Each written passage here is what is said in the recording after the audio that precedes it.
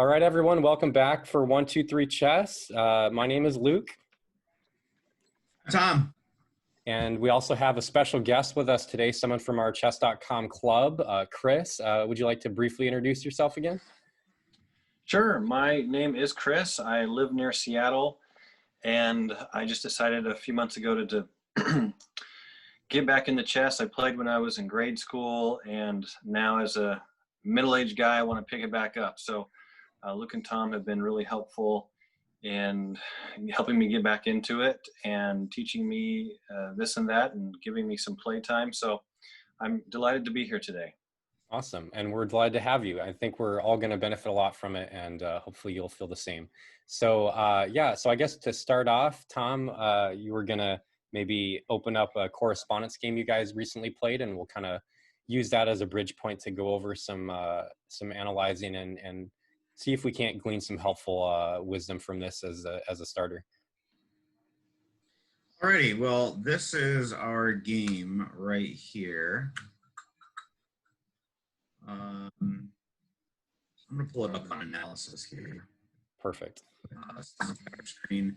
And just to kind of keep things consistent with the way that we've been doing our own analysis, I am going to turn off my sidebar here so that way the computer isn't feeding us just general information, and we're using our own eyes to look at the board here.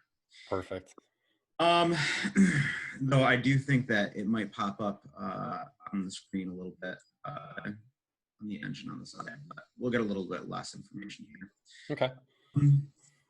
Okay, so just to kick it off, I was playing white this game.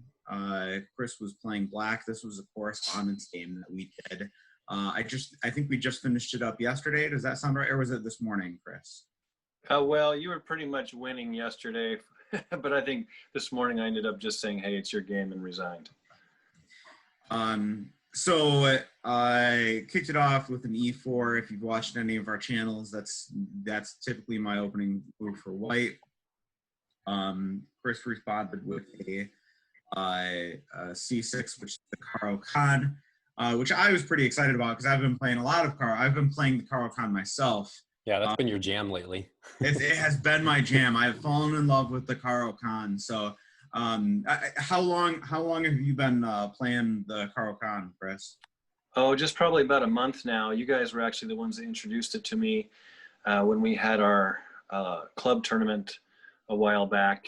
And I've just started using it and stuck with it. Whenever I'm black, that is the way that I begin the game. And what I have found is, since I am really a beginner to intermediate kind of player, I'm just trying to avoid making mistakes. That's my biggest goal, is to avoid mistakes. And the Caro-Kann seems, for me, simple enough and kind of ironclad enough that it's harder for me to make mistakes when I use this opening. Yeah. I like that it kind of directs my opponent into playing a game that I want to play. So there it is, the basic opening for the Caro-Kann. And then I engage in what is called the Panov attack, which is taking the exchange. Exchange happens, and then I push this C pawn. Yeah. You like to blast it open right away. It open right away, yeah. And to some extent, this is pretty similar to the Queen's Gambit, which is funny because I actually don't like. I never played the Queen's Gambit. I was uncomfortable seeing the Queen's Gambit long ago, and so I never played it. What's funny though is a lot of my lines have become more similar, especially pushing that C pawn, which I do find frequently happens in my game. But out of curiosity, Chris, have you seen much of this line? No. In fact, when you played that, I thought, oh shoot, now I'm not sure what to do. Because usually they respond by developing a bishop or a knight on the other side, and they let me set up my pawn wall. without a lot of, attacks right up front like that. So at that point, I was already like, let's see how this goes. Yeah, I mean, I think pushing this pawn forward here is pretty. That's more common. Yep, I think that's pretty common. I think if the exchange does end up happening, then it's exchange, and then it's usually like bringing out, like you said, bringing out a knight or something like that. So this is or sometimes I've seen this a lot. That's a common one too. So pan of attack is pretty aggressive because it's launching another attack right into the center of the board, challenging that center, which is kind of striking at the strength that you've set up for yourself with the Caro-Kann, having those two center pawns, whereas I've lost my center pawn. And one of the benefits of having that C pawn out there right now is, and this is coming from someone who loves the Queen's Gambit, but I would say, generally speaking in chess, you don't want to take away from the middle unless you have a really solid reason to do so. And so the temptation to take here is sometimes a thing. And, usually a lot of the game, like the pawn structure, specifically who has pawns in the middle two columns, it really dictates the flow of the game. So that's one of the reasons why it's so strong, is it's already threatening to, to attack one of those two center pawns, and to take away from that would usually be an error. Well, and like on that too, something that I've really come to understand more in the last year or so of playing is just how much you can utilize captures and recaptures to facilitate your own development. Because if we look at the board now, if you did this capture, I'm going to recapture with my bishop with tempo. And the material is the same, but now I've got a bishop out in the middle of the board, and you haven't developed any piece. Your only piece that was developed is now off the board. Correct. And so that's how you kind of are using that. And so I always do think of it as being a good idea of saying, like when you're throwing a piece up there, it's like, do I want my other piece that's defending it? Do I want that piece in this position instead? Yeah. Yes, then absolutely offer that exchange up. So this is the response that we got, and this is pretty typical. And so it does start to become pretty similar to the Queen's Gambit. This came down, and this threw me off a little bit. I haven't seen the bishop come out at least to G4 typically. I don't know why. It's really common in the Caro-Kann, so I don't know why I was like unprepared for it. But my immediate thought was like, okay, I should either bring this knight out to block that attack, or I should bring my bishop out. I was thinking if I bring my knight out, then if you capture, it's either going to wreck my pawn structure when I retake, or I'm going to retake with my queen, and that's pulling my queen from this middle of the board, defending this pawn, all that stuff. And so I was like, I didn't really want to do that. And so I thought, okay, I'm going to bring my bishop out, which is what I did. And then I immediately regretted it as soon as I did it, because I recognized, well, why am I even thinking about that? Because this is like, it's such a powerful move, because I'm attacking this pawn. And now what is your bishop attacking? It's attacking nothing. Yeah. And so I really wish I would have done that. The other thing that it does too is it lines up this pawn, this queen with this pawn and this pawn, which is already being attacked by my knight. So it just creates so much pressure on that centralized pawn. I would have loved it there. And from this position, if white goes c takes d5, and then like after you jam a pawn in the way of the bishop, for instance, on the king side, if that was what so like if you moved a pawn up, just blocking his bishop, forcing it back, then it might. Oh, like this. Yeah, which again, normally that seems dumb because you want to have, the pawns in front of your king in a good structure. But in this case, the temptation would be if that bishop goes to either c5, or sorry, not c5, f5 or h5. Either way, you could have the nasty c takes d5, and then after he responds to that, then you could have your queen go to pop into b3 with a double attack on d5 and b7. Queen pop in there. Yeah, on b3. So then he'd be attacking both d5 and b7. Yeah. So anyway, it's kind of similar to what you were saying, but not to digress. Yeah, I like that. And so that's what I wish I would have done with this position, but I didn't. I moved this out. Luke saw me make this mistake, and he was like, I'm really wondering how you're going to respond to this.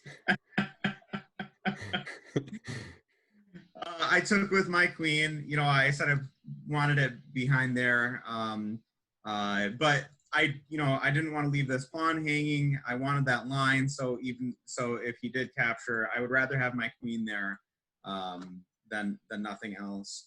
But this is certainly not the position that I want my queen in right now. So I figured I would work on that.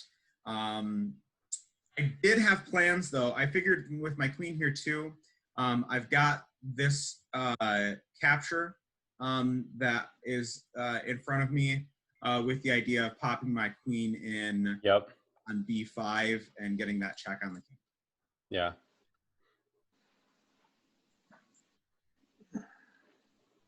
This is so similar to Queen's Gambit traditional.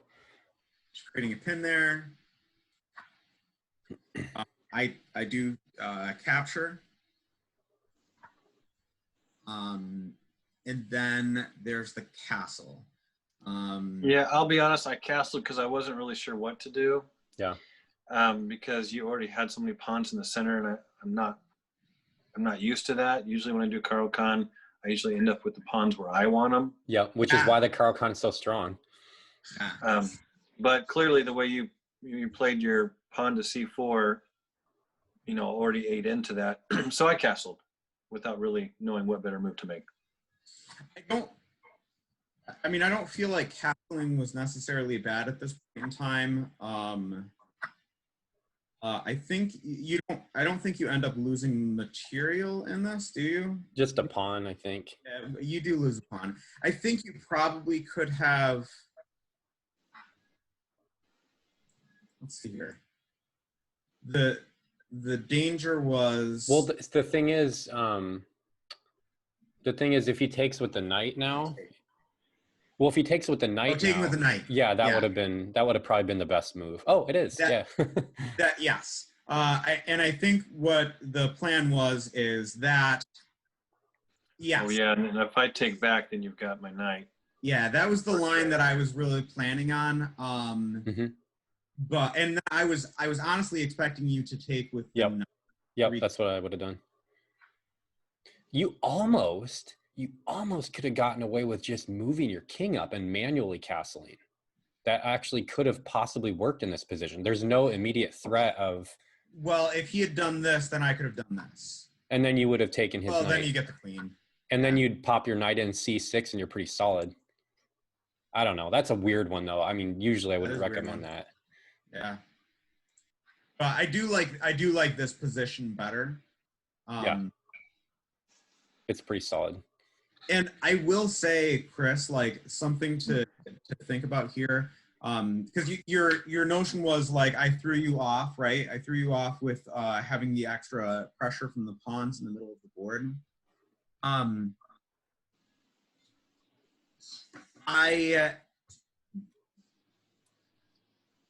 I hadn't put enough material in there yet that I was going to win out on the exchange. Other than like this position here, I liked better for white than for black. Yeah. And that's basically just because that's not the best of positions for your knight. Though, I mean, honestly, just I guess now that I'm thinking about it, I think it's fine.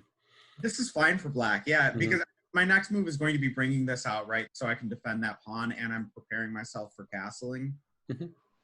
And then Yeah. we're going to probably get castle, and not a heck of a lot has changed. But I will say the big weakness that I have right here as white is I've got this isolated pawn in the center, which is actually kind of my next thing that I started focusing on because I didn't like this pawn that I had Mhm. in the middle of the board. Yeah, usually when you have Chris, usually you may already know this, but usually when you have when someone has an isolated pawn, the goal is to kind of get that pawn rolling and blast open a position. It's a means of creating tactical possibilities usually.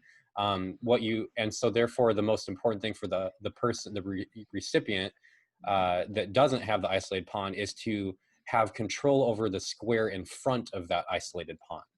If you can't outright take the isolated Just pawn to yet. block it. And knights are usually the perfect piece to block it. Yeah, and I mean, if we had talked about if the line had gone the way that we had talked about, right, with this, you already have this well-placed knight and the queen back here that are both protecting that square. So you do have, and this pawn, right? So you've got a lot of pressure already on the square that's right immediately in front of the in front of my pawn. So I really don't think that that would have been too bad of a position for you to be in.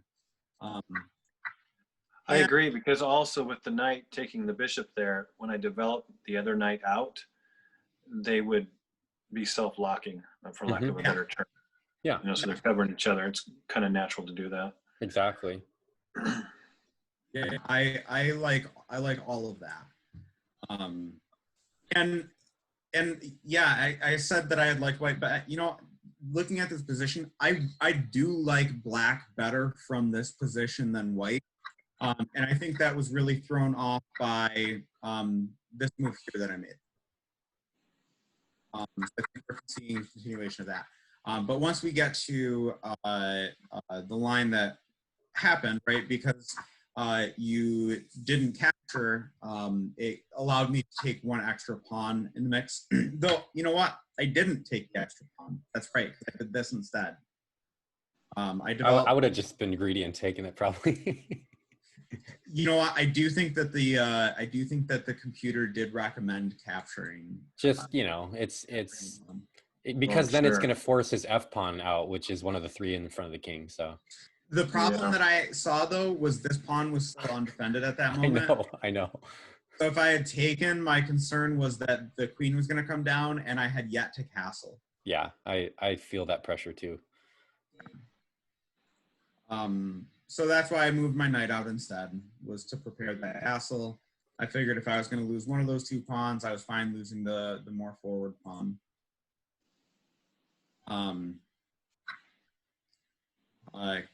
Capturing there, because that piece had threats on it, right? Capture. So I would have lost out in that exchange, so I just go forward and take.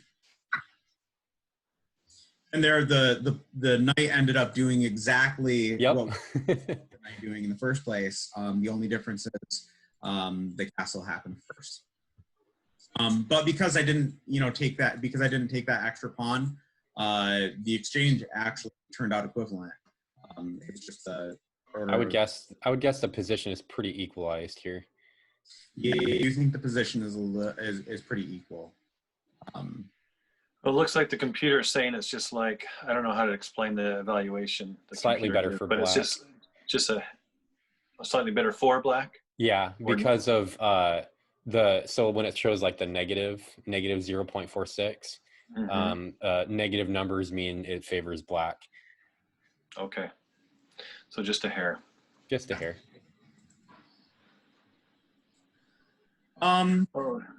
And so once again, right, I've got this isolated pawn in the middle of the board. I want to give it some backup. That's why I'm bringing a rook behind it. Rooks like to be behind your pawns. And you'll start to notice that what I'm doing, Chris, I don't know if this is something that you you've heard, you've gone over, if this is novel to you. But a large part of chess tends to be controlling these 4 squares here in the center of the board. Okay. And then, you know, past that, you want to be controlling this box as well. But those center 4 squares are, they really are the most important. Whoever controls those center 4 squares is typically controlling the game. And so being able to bring my rook down into the center of the board, now I've got my rook and I've got my queen, and I've got all of these, I've got these knights that are all attacking those 4 squares, right? So I'm just building up a lot of pressure, and that's kind of what I'm thinking about doing right now. So it's defending this pawn, and it's just getting more pieces into the center of the board. And I'll tell you, Chris, I'll tell you what I would play as black right now. Right here in this position, you know what I'd play as black. Remember what we just said about the whole, like, you know, nature of isolated pawns and how. Yep, exactly. I would plop my knight right in there, and if he wanted to take it, I would take him with my queen, and now my queen's in a better position. Yep. But it really shuts down the advancement of that knight or the advancement of that pawn. And that's the other thing. When we talk about, like, capturing pawns, right, attacking pawns, quite frequently something that you will see newer players do when they're thinking about, like, I'm attacking a pawn, right? It's something like this. Like, well, I'm attacking this pawn now. But the problem is you can't ever attack a pawn without first blocking that square in front of it, because once that happens, I can get out of the attack by just advancing my pawn forward 1 square. And so the first step to really attacking a pawn is putting a piece in front of it. And that's, you know, good case in point here again with the idea of, like, I'm guessing, and correct me if I'm wrong on this, Chris, were you moving your knight here with the intention of attacking the pawn? I think so. That's probably what I was thinking, because then I would have about the same equal amount of pieces attacking that space. Mm-hmm. Right? I'd have 2 knights and the queen, and you'd have the knight, rook, and the queen. I think the reason I didn't move forward my knight to block it in the first place is because I was afraid you'd exchange with me, and I was thinking I don't want to move that pawn to capture back. I hadn't thought about the queen capturing back, which was, to Luke, your point, Luke, that's a much stronger move, which connects my rooks at the same time. And, you know, piggybacking off what Tom said earlier, so we're connecting all the dots here, that goes along with what he mentioned about you would develop your queen with tempo. So you'd exchange it out, you block the pawn, and you develop your queen with tempo for free. Can you give me a brief definition of tempo? So tempo in chess is the idea that you have the initiative. So for instance, white starts out a tempo ahead. So every move, white has a move before black does. The idea of tempo is, if let's say you attack a piece, or, you know, you're capturing a piece like a pawn or something, like Tom showed a bishop coming out, then that's developing the bishop. What we call it is with tempo. In other words, it's doing something, it's accomplishing something other than just development, so that it's either attacking a piece or capturing a piece or getting the other in check. And so that it really is an effective way to assist with your development, because of the fact. I'm sorry, I just want to see if I understood. So really, tempo is when you force the opponent to react to what you've done. Yes. Yeah, you are taking control of the game, and you're saying you need to respond to it. Yeah. And that's one of the biggest advantages that you can have when you're playing chess, which is why white is in such a better position than black is starting the game, because they start that tempo ahead. And I myself, like, I am a nut job about tempo. I really try to capitalize on that typically, because I don't want to lose tempo. I want to keep that tempo, so that way I constantly am just controlling the game. I want the game to go by my pace, not my opponent's. And so then to describe that, we'd say Tom has the initiative. Yes. Okay. And so just like what I talked about happens when you don't control that square in front of the pawn can advance. And now, you know, the concern that you had in terms of capturing with that pawn, now that's a real problem, because if you do capture, I've got the material advantage on that piece. And so, you know, it would be a capture and capture, right? And now I centralize my knight within that exchange. Or my rook, ultimately chose to do, right? Because now Double attack here, and I'm getting an attack in on your queen. Yeah. Which is why I did that one. And this one was a move that surprised me. It actually shows it's the best, or not necessarily the best, but an excellent one, but it is definitely unique. I think what I was really expecting to see was... Oh, yeah. Just so that it could get off the back rank and stuff. Yeah, connecting the rooks. Cover more squares on the board. Yeah, that makes a lot more sense, actually. Yeah, that's a good point. Engine likes that one a little bit better, but I mean, your move certainly wasn't bad going there. But yeah, again, just you know, it's those small advantages. It's that connecting the rooks on the back rank, activating your queen a little bit more. Because, you know, when your queen is here, the other thing that I have is I've got these two pieces lined up here, right?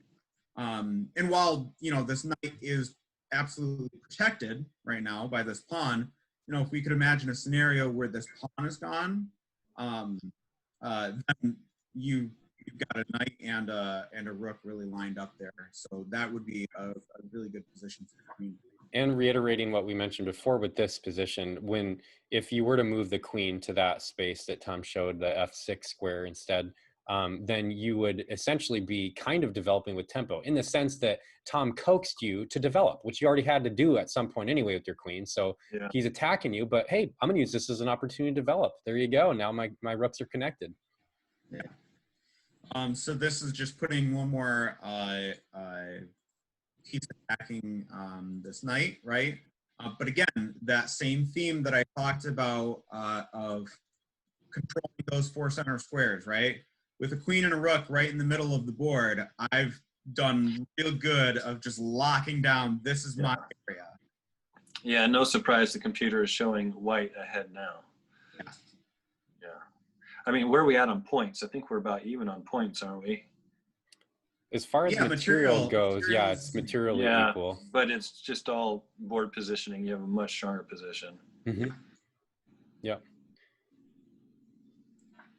And I think the pawn coming out there. Yeah, it's usually advantageous to try to see if there's a better option than to so easily move a pawn in front of your king, because those are strictly for protection purposes usually. So from here, let's see, as far as best moves, I would say maybe I should have just moved it back. Yeah, that doesn't look bad. I mean, it seems a little awkward, but at the same time, you're hitting the rook, so that might not have been. The problem is your knights are not super coordinated. They're kind of blocking each other. I mean, they're guarding each other, but that's not always a good thing, because they would like to hop to different squares to cover different territory. But yeah, I think E7 would be logical. Oh, there you go. Computer likes it. That's 2 for 2 for us. Okay, so from this position, I would say, you know, another generalization, we were talking about moving pawns in front of your king, and this pawn move weakened the dark squares. Probably one of the only common pawn moves in front of a king that's usually a little bit safer is the H pawn, like moving the side pawn. And that's usually if there's, like, you know, a bishop that's you know, that's pinning your knight and stuff earlier on in the game. So that's a common one that's a little bit more subtle.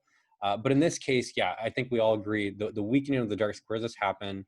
And so, you know, it seems very tempting. Again, I would have done this a few months ago, but it just, we just always have to be cognizant to make sure you don't have a better move before a pawn move like that.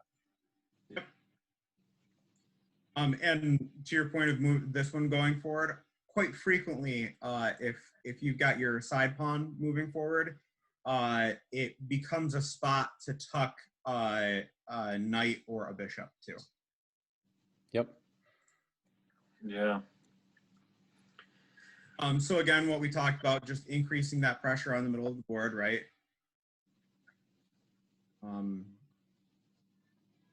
Having rooks lined up like this makes them very powerful. So queen move here.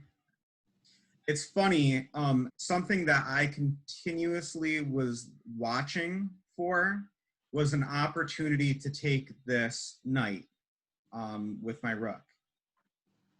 Because now, you know, what we talked about by one of the dangers in defending with that pawn, especially now that you've pulled this queen, right? When that exchange happens, now this is an open line to your king. Yeah, it's a completely open file, and the entire pawn structure in front of the king is just destroyed. Yeah. Now, that wouldn't be a great move for me to do right now, but, you know, doing something like that and being able to get my queen in there, maybe if it was down here, right, I could end up having some pretty cool tactic that I could, out of sacrificing a rook to blast this open. Exactly. And even right now, if someone wasn't careful, like, you know, you could plop your queen on g4 and now all of a sudden you can take it for free because of the pin. Yeah. Yeah, exactly. So if my queen is there, then I get to take, and I don't have any problem, right?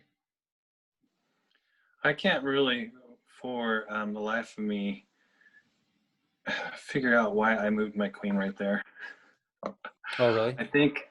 I think maybe I was trying to eye that h2 square for like long term, just set my queen there and just keep an eye on it and see when I might be able to pounce.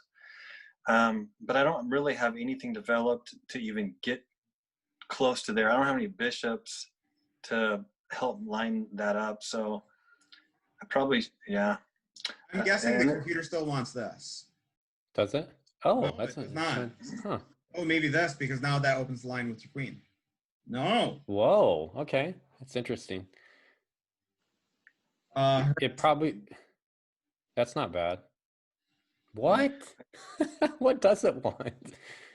I mean, honestly, okay, here we go again, super generalizations. But generally speaking, when you're playing as black, as earlier on in the game, as far as where you want to move your queen to, think about it this way. The queen starts on her own color, always in chess. And generally, that's where she should be. Usually, and I mean, you just analyze 25 games and you'll find that most of them, the player playing as black usually wants to have that queen early on in the game on a black square. Just because of the nature of the diagonals and files and stuff, how it works, that's very, very common. And so I know it's a weird random thing, but like I was watching a St. Louis Chess Club thing where the guy was teaching that, and I was like, that's fascinating. I think it was actually Ben Feingold. I don't know, but it was very interesting because I never thought of it, but it makes sense. Wow. I've done like 4 moves now, and all of them, the computer hates every one of them. What about, wait, let's see if I can figure this out. What about just a simple queen e6?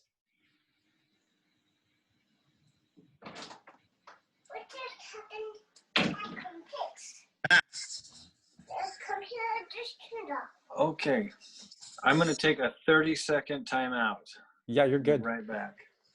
Yeah, because the idea with this move here, Tom, is my thought is it's threatening to exchange your queens for sure, but it's also, if you take it, it's with tempo on your rook, so it gives him a little time because he's underdeveloped.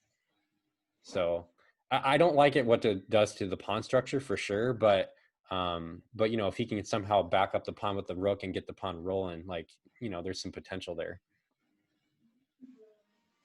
It's interesting. I still feel like I'm going to plop my rook on the 7th rank. I know. That's that 7th rank rooks, man. They're no joke. Yeah, no, I was just saying, Chris, how I was saying how, what this accomplishes is that obviously it's threatening to exchange queens. You Yeah. kind of want his queen off the board right now, honestly. But that being said, if you take him, obviously, again, here we go with using this term again, then you're taking his queen with tempo on his rook, which means now he's got to do something about his rook. You got the exchange with him that you wanted, and now he's got to move his rook. So now he has to respond to you, like we said. That's if you take it, that's of what the course. computer likes. But yeah, it doesn't want to do. Here, and this is something I said to Luke, was the 7th rank. So where do rooks want to be? They want to be on opponent's 7th rank. Yep. Pretty much always. If you can get on your opponent's 7th rank, unless you're back row mating them, then they'd like the 8th rank. If you can back row mate, they want to be in the 8th rank. Yeah.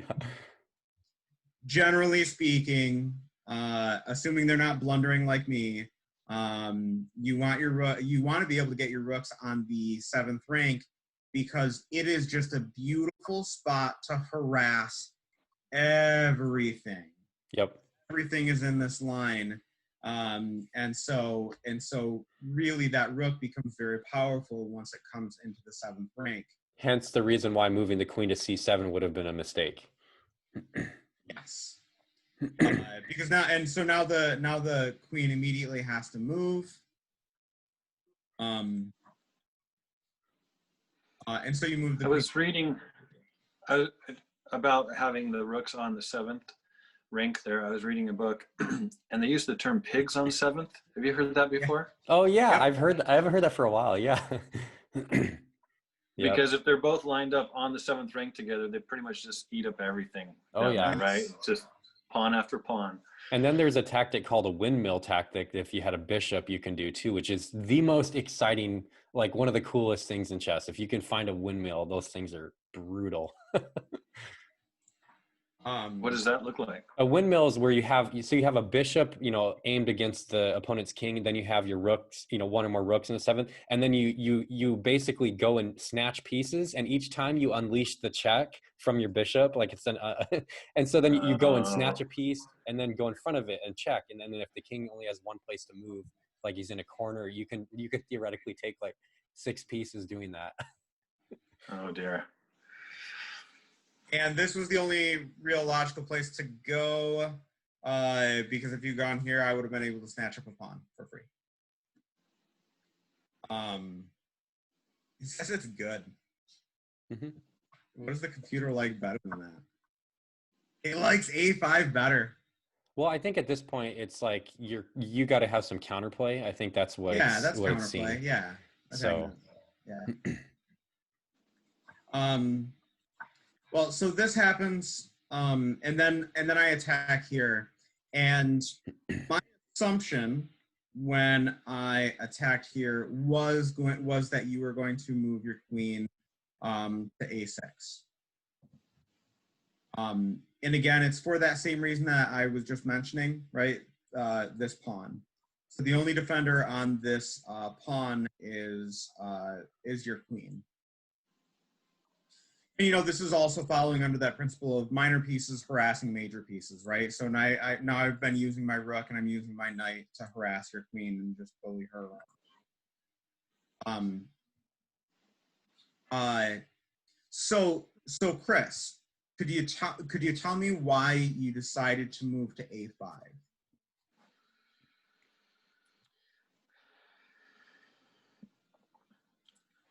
Well, I know it's been a bit of a struggle to make sure that knight was protected. I mean, the pawn's covering it now, but maybe just subconsciously I was still thinking of trying to cover that knight like I had been earlier with the queen. That's really the only thing I can think of right now, because I've got no good attack with the queen from that position. The one thing that I noticed, like you do have a diagonal down here to E1, which is kind of nice because my king's back here, and you could have the potential of a back row mate, right? But that being said, I've got a lot of pieces guarding E1 square right now. Yeah. I'm not too worried about that as an attack. Right. I wonder if I was trying to set up an attack against your lined up rooks, because the way I've moved my queen, I've got on D8 the knight covering, my queen covering. So if I swing a rook over to attack your lined up rooks, I guess I was willing to maybe exchange, do a multiple exchange there. Yeah, I mean, I do think getting your rook on that square, that'd be a great spot for a rook to be. Mm-hmm. Yeah, contesting that file, it kind of forces a trade, honestly. Yeah. Yeah, because I mean, by this point, I realized you've got the whole middle, if not most of the board, locked up. So I was probably getting a little desperate and willing to trade down to relieve the pressure. Mm-hmm. So I would say the big thing to pay attention to, because honestly, I think, yeah, even without your queen on that square, you still would have had enough with the knight and the 2 rooks to be able to move your rook there. True. Right? Because then if I decided to capture, so if you had your rook and I capture, you get to capture, I can capture, but then you capture, and now your queen's looking pretty sweet. And now put your queen there and it's looking much better. Or bring your queen down somewhere. Your approach is mate is what I'm getting at. That position. Yeah, another thing that just came to mind, I don't remember now. I mean, this part of the game was too long ago, but I wonder if I was about ready to swing one of my rooks over to the E file to attack your queen and hopefully force you to move her somewhere where she's not covering that knight on A4 anymore. Yep. So I could take the knight with the queen. The other question that I have too is, did you realize when you were moving your queen here that you were hanging the pawn? Probably not, because I didn't see it right now until you just pointed it out. Fair enough. I mean, that has been a big struggle of mine. If you watch our early videos, like my key takeaways from like the first 5 were like, don't hang your pieces. Quit hanging pieces. And it really is something that kind of takes time to develop, like just making sure. And I think that's what a correspondence game is really good with, is you recognize that, okay, you're having a tendency to leave pieces hanging sometimes. So just every single time that you're making a move, remember to do a mental check of like, okay, when I pulled this piece away, what was it defending? Because if it's defending something, I need to make sure like pulling a defender off of it doesn't leave that piece hanging. And just as a general rule, doing a once over of the board, especially in a correspondence game, you definitely have time for this in a correspondence game. Do a once over on the board before you commit to a move and say, I'm just checking every one of my pieces. Are all of my pieces defending? Are any of my pieces hanging right now? And that quick check will save you a ton of points. Because losing a pawn, I mean, we talk about not quitting, right? And losing a pawn is nothing to quit a game over. You can absolutely come back from the loss of a pawn, but losing a pawn is pretty substantial in terms of the amount that it can do to your opponent. Now I'm looking at this and it's telling me it's an inaccuracy. That's true. Well, whatever the computer thinks, I do remember at the end of our game, you end up with way more pawns on that side than I had. And so I don't know if you remember, I was really split. I couldn't really attack one side or defend one side because I was down a couple minor pieces and just was spread too thin and I couldn't handle both sides of the board. So to your point, that actually ended up being pretty critical, losing pawns on that side. Well, and I remember why this was a mistake. It was because of there was a pretty cool move that was built in here.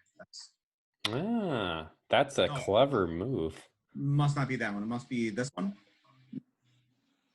Yeah. Whoa. Yeah. So you get to do that. That one's pulled out, and now you've got an attack on my undefended. Like, pretty cool. That was a cool little tactical thing, but and that's why the computer. Well, if you play that through though, if you do move the knight there to d4, and then white takes with his knight, if you take with your knight, my knight, and then I even if I take right there, so I could take. Oh, it doesn't even like that. Probably Yeah. It probably wants. Oh, you can fork his queen and rook right now. Black can fork the queen and rook. Oh, that's blunder. It's a blunder. You gotta be kidding me. Okay, fine. Be that way, computer. Be that way. Be that way. You could also just. How could that be wrong? What in the world? Like, honestly. This is what happens with open games. This is why Luke doesn't like them. Yeah, and we'll just harass the queen then. What about just, rook e8? I mean, something as simple as that. Now, basically what happens here is that all of white's pieces become hanging. And it just kind of like hang. Like everything's just hanging, like apples falling from a tree. Well, did it say moving the knight to d6 was a blunder before I took the knight on a4? Because if you take the knight on a4, maybe then it's not a blunder to move the knight later. Because that's what I found sometimes. The computer, sometimes when I've seen, just in my little bit of understanding, what I've seen sometimes is if there's something that I can take, even though there's an awesome move to make, it seems like the computer prefers sometimes, well, what's the old saying? A bird in hand is better than two in the bush. Yeah. Kind of thing. I just want to make sure I'm getting the move that you're talking about, Chris. So moving forward from here, are we still talking about the knight coming down here? Yeah. So now, if you take the knight on the side with the queen, black Like takes a4, and then you move the knight The fork f5 to perform the fork with my black knight there. Well, black knight to d. Oh yeah. Oh, that's a mistake because the queen's there because the queen's hanging. Oh yeah, you got to make a move. Oh, that's true. Yeah, there's another move in there. Oh, that's because I got that back. I got the back pawn. Oh, the best. All right. Well, there you go. I like that. Oh, maybe it's because the queen was lined up to take the rook on the back file. Oh yeah. Whoa. I was threatening checkmate. So there's a one move checkmate. Yeah. That's why the fork was a blunder. Yeah. Oh, no. I'm not making sense. But in any case, there's I think two. I follow you though. Yeah. Crazy. So that's why it would be blunder, because you got a one move checkmate, which is better than forking a queen even. Oh yeah. It's the best. Yeah, that makes sense. Okay. So and this is all exploring from here, right, from this line, and because this was an inaccuracy on my part, and had you taken that opportunity to capitalize on those, which, mind you, I don't think that is a super obvious move, right? But it's not. I mean, once you see it, like it makes sense. It really makes sense. But if we're doing that, just looking at what that's doing to the game, I had a 2.26 lead here, and then once I did this move, because of that inaccuracy, it drops to 0.84. Yep. Once this happens, right, because you didn't capitalize on that opportunity, it went significantly higher. And this was a blunder again. With that same philosophy that I was talking about, of making sure you're doing those error checks, because once again, and I think this is one of those hard ones, right? Because the piece that I moved is not attacking your knight. It just removed the defender. I just removed the defender that was on the knight by taking the pawn away, and so the attack already presenting is now a dangerous attack. Sometime it would be helpful. This is something I've done in the past that helped me learn this better. There's the very tactic we're talking about is called removing the defender. So I kid you not, if you spend a chess game literally with that one focus, it's like anything else learning in life. Like sometimes you hone in on one specific thing you're trying to get better at, and you just focus on how can I remove the defenders of my opponent's pieces, and then that will unlock like a new world for you in this. It's almost kind of like a discovered attack, this situation here. Mm-hmm. But it's created by removing the defender rather than moving one piece from in front of the other. Yep, exactly. That's cool. Yeah, it's pretty nifty. I mean, you had the idea of bullying the queen around at this point in time, and you're centralizing your rook's positions. I like that about what you're doing here. I know that the computer didn't love this. I didn't think it was terrible though to go down the exchange, and that was really a forced capture at that point in time. I think the computer didn't like that because my queen was just doing more than your queen was at that point in time. But I did want to take away the possibility of that back row mate. I didn't want to have to sit there and worry about defending this knight indefinitely. And that's why I did what I did. Mm-hmm.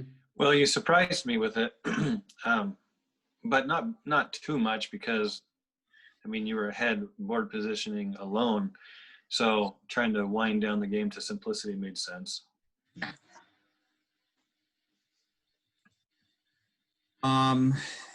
Again, that was a good spot for my knight to be originally, and it seems like it's still a good spot to be.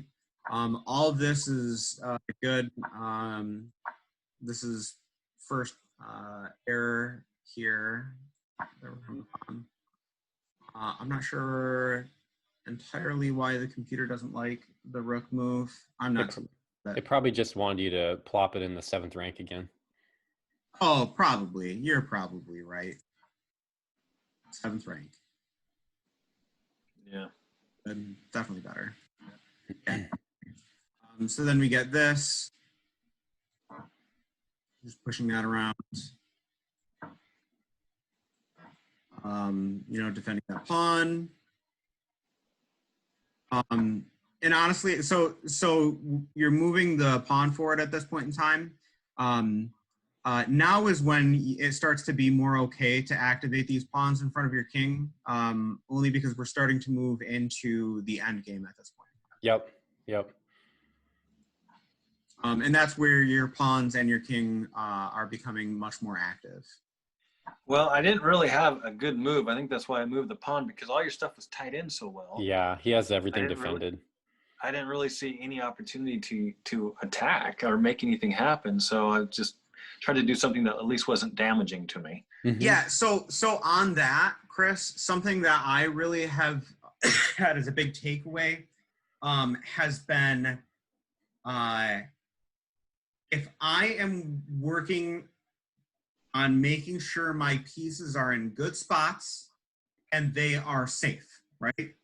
If my pieces are in good spots and they're safe, I'm usually going to have a good game.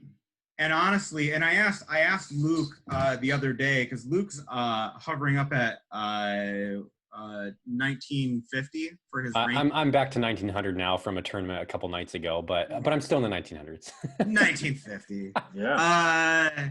So I asked him, hey, Luke, up there in the clouds, are games still decided? Are games still decided for you by blunders?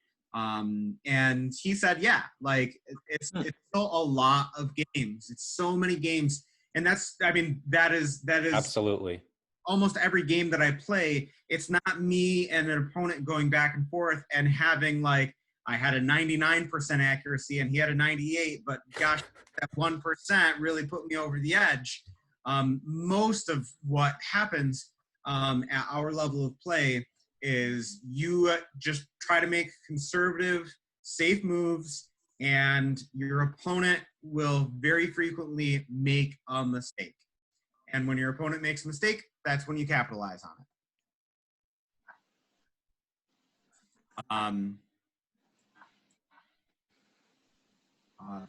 And you know, that's been my basic, you know, that's where I've gained my real advantage here, has mostly been conservative, safe moves. I'm protecting all my pieces. It makes it, and when my pieces are in good positions and they're all protected, it does, just the way that the game works, it makes it harder for you to identify good squares for you to move your pieces. Yeah, and that's why, like, order of operations, when you're assessing the position, you know, number one, like Tom said, do I have any pieces hanging? Number two, are all of my pieces safe? Number three, if yes and yes, then is there one of my pieces that I can improve the position of even slightly? So again, just getting material off the board. I'm ahead in material. I've got a material advantage, so I could go into an end game if we swapped off. If we did straight up trades at this point in time, I'm going to win. So that's what I'm really going for, is just trading off pieces. Simplification. You know, I'm attacking both those at the same time. Great move. Yeah, that was a really good move. Offering the exchange, that's what I'm trying to do. Also, yeah, good move. I'm trying to stay away from exchanging. Yeah, I was hoping you'd make a mistake, let me catch up at some point. Yeah, that was smart. But then because you decline the exchange, I get a pawn out of it. Mm-hmm. Which I'm guessing, because I got that pawn, this is probably what the computer wants. Yep, the computer wants the exchange to happen there to So save. that you'd save your pawn, yeah. But at the same time, humanly speaking, knights are tricky. And if you're behind and you have a knight still, sometimes you can fork pieces. They are tricky beasts. That is very true. That is very true. Yeah. Those ponies got stuff sometimes. And then you got to be in this position, and I actually do think that that was a really good spot for your knight to be. That's funny. I didn't see this part of the game yet, but I was thinking that's where I wanted it. Yeah. And like, it ends up causing me some real issues coming into here, because I want to defend that pawn, right? I don't want to lose my pawn. But this pawn is defending this knight, and that's why it's so tricky, because I have to defend this stupid back and I can't move this pawn because it's got my knight. Yeah, you got a good. It's kind of cool. So I do this to secure my knight, so I can move my pawn forward. Right. That's my plan. That's what I would have done. Oh my goodness! I was like, I told myself, oh, that's exactly what I would do. I want to capitalize on that weakness of F2. Yep, which is great thing to do. So, but of course you defend. Yep. So this is the part of the game I was referring to earlier, where I can't cover both sides of the board. I've only got really two pieces to use, and you've got pawns on both sides. There's no way I'm going to be able to attack and keep your pawns from running down. So right about here is when I wanted to resign, but I was like, no, I'll just keep, let's play a few more moves. It's good practice. Yeah. Well, and I think you ended up getting a cool thing in here. Again, I'm just protecting those knights. I'm just slowly advancing them forward, right? Because I'd rather my knights be in the middle of the board than way in the back. And then I did this. And this was me hanging a piece, which the computer didn't mind, and I didn't mind actually with what followed, but in retrospect, I would have done something different than what I did. Probably, and this is a lesson that we've talked about several times before too, is when you have a plan, have a good reason for breaking your plan. Exactly. In my plan, that's probably what I should have done. Did I not take your pawn hanging right there? No, you did. You did. Oh, okay. So I left it hanging and you took it. Okay, there we go. But what I did see, and this was kind of a revelation for me. Oh, you trapped it right there, didn't you? I did. I've always thought of knights as moving in circles. And this was really interesting because I really thought, you know what? A knight, though, it's kind of more a square than it is a circle. It just doesn't have its corners, right? So it made it so I could move here, and every one of your knight here so you could move to it. Doggone it. Good move. Now this was actually another inaccuracy here. I think it wanted me to. I want to say it wanted me to continue the attack onto this pawn. Actually, I think it keeps telling me it wants me to move my rook into the back row. So one thing I'll share with you guys, you probably already are aware, but maybe there's other viewers like me who are relatively new. I just found this app called Dr. Wolf, and it is, for me, the most humanistic computer to play. And I because go ahead. I was just gonna say I think that that's actually what chess.com started as. I think they bought that, and that was actually their beginnings. It could be. Well, I really like it because instead of waiting to the end of the game, to show me the key moments that I messed up or I made a good move, Dr. Wolf makes comments along the way on every move I make and every move he makes. If I don't, if I leave that feature on, and so he'll say, I see what you're doing here. You're covering your knight, or here I am developing. So it's still a computer, though. Don't get me wrong. Sure. But it's the best computer I have found that helps me learn without actually playing a person. It's called Dr. Wolf. That's awesome. Yeah, I'll try to add it in the description of this video so that our viewers will see that. That's cool. Thanks for the recommendation. So guys, to our viewers, what we've discussed as some of the major takeaways for Chris here are: number one, when you have an opening where your opponent is trying to blast out the center open with an isolated pawn, usually, yeah, that's good. We can show it. So like right here, Tom's C pawn, you'll notice, gets to a point where it now takes, and so a few more moves here, and okay, so now we have this isolated D pawn, and so the idea is when you have an isolated pawn, you want to kind of blast open the position. It's used as a mechanism to break open lines for tactical possibilities, and in this case, what we just described is usually covering the square in front of that pawn is the most important thing to do.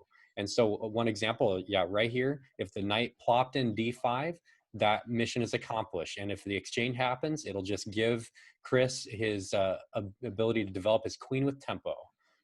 So that was one key takeaway. Key takeaway number two was that, that to always be cognizant of not hanging your pieces. So all of us need to remember that when we have pieces on the board all over the place, especially, that, yep, this is the example where that pawn is the only piece guarding that knight. So once the pawn drops or falls, then all of a sudden that knight is hanging. So just being aware of that is another key thing. Again, easier said than done. It's something we all have to learn. So that was key takeaway number two. Key takeaway number three was pawns in front of your king. So if we go back a few moves here, when there was an opportunity for, okay, so Tom decides to attack the knight on f5. And in this case, Chris moved the pawn up to g6 to guard it, which again, he's guarding his piece. Good, following that other principle we mentioned. But forever, the dark squares in front of his king are now weakened. And if there's tactics that open up for Tom, Tom can actually take that, either sacrificing or taking it for free with a pin, and that will destroy the pawn structure and make Chris's king really weak and vulnerable. So, and then if I could, I just want to add one fourth one really quickly. We talked about chess engines, and we talked a little how, they don't think like we do. Well, I think it's really important that, especially as we're seeing these, this is an inaccuracy, this is a best move, this is a blunder, whatever. I've said this before, I think I said it last week, but when we look and see, oh, this is a blunder or something, usually the problem of ours is not in that move, but is before it, or in our mindset that caused the position to get to that place. So in a lot of times, if we go by the computer, we don't really learn from where we went wrong. Usually we went wrong one or two or maybe three moves before that led to that possibility. That's a good point.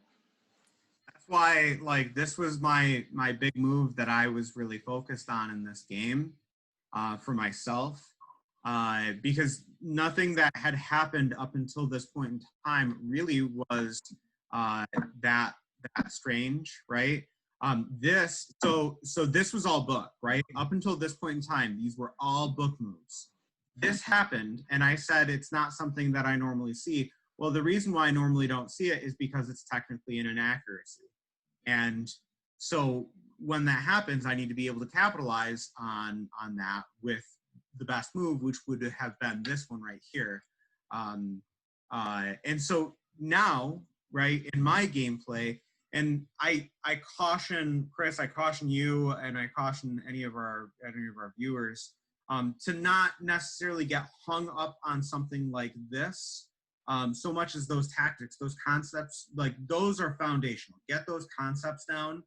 But the point where I am really in my studies is I am starting to focus a little bit more on making sure I'm capitalizing on those early opportunities to gain leads.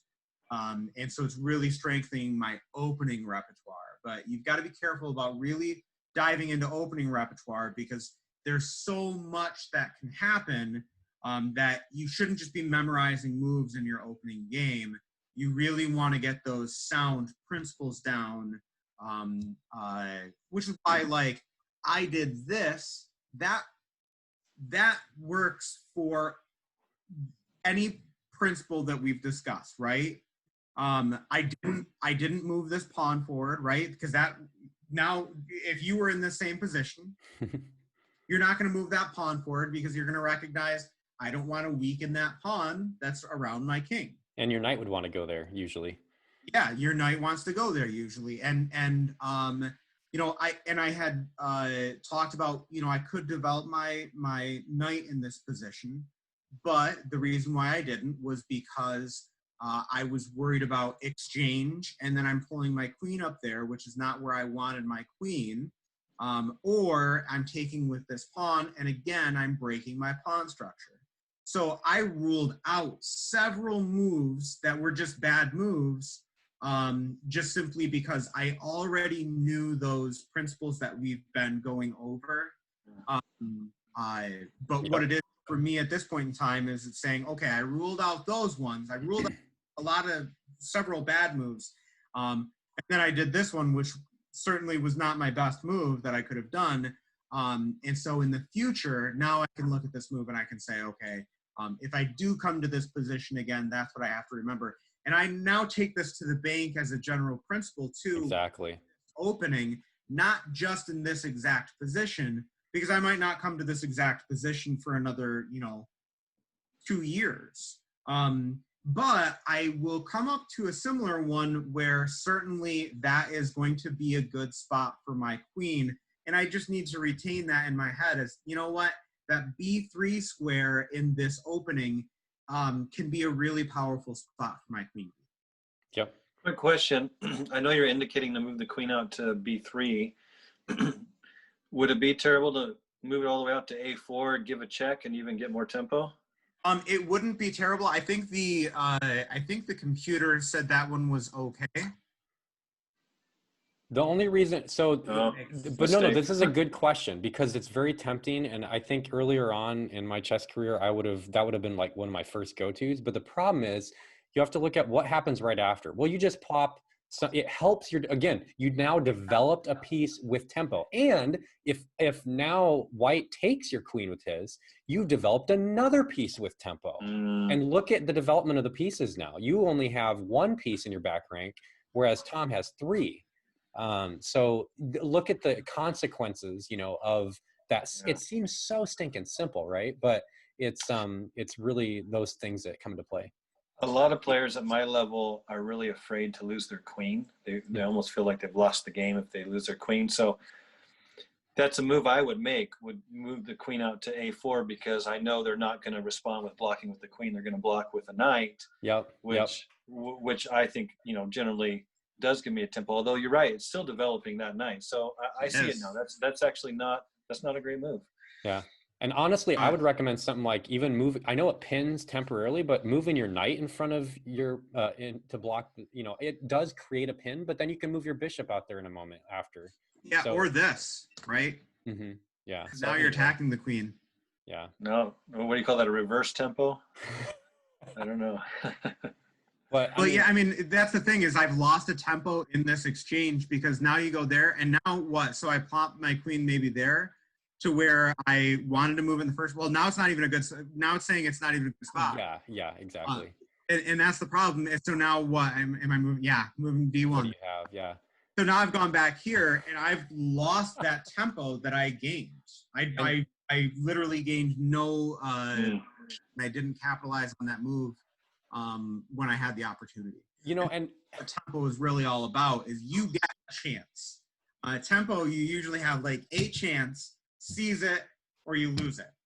And I just, okay, kind of coming full circle here to kind of conclude things, but like, I really want to emphasize and underscore, Chris, keep playing the Caro-Kann. Like you've picked an opening. Now you're learning it, right? And one thing that's better about that than other openings is that it allows, you can play it in a lot of situations. Like everyone plays E4 in the start, you know, like, and then like, you know, it's also, even if they play a queen pawn, you can still play. I mean, like, and then it goes into Slav. So like, it's really the sort of thing where, look, you now have this other avenue of knowledge now through this game you and Tom played, where now you have an idea what would you do if the opponent played the C pawn up and tried to blast open the center. That's what he did. Now you're like, okay, now I got to put that knight there to block it if that's, you know, kind of the position. And now, you know, it just, you're that much stronger with the Caro-Kann now. Absolutely. Good advice. Thank you, Luke. And thank you, Tom, as well, for going through this game that we played and helping me learn from it. Yeah, well, thank you for joining. We love doing this. This is, you know, we benefit from it too, because it kind of ingrains things in us, and you know, teaching obviously is, you know, it reiterates for ourselves too. But yeah, we're really excited for you and your improvement, and specifically with this opening too. I think you have a bright future with this. That's for sure. Great, thanks. I'll take that. All right, thanks guys, and thank you watchers, and you guys, everyone, have a wonderful rest of your week, and as we always say, continue to improve your game. All right, take care. You too. Bye.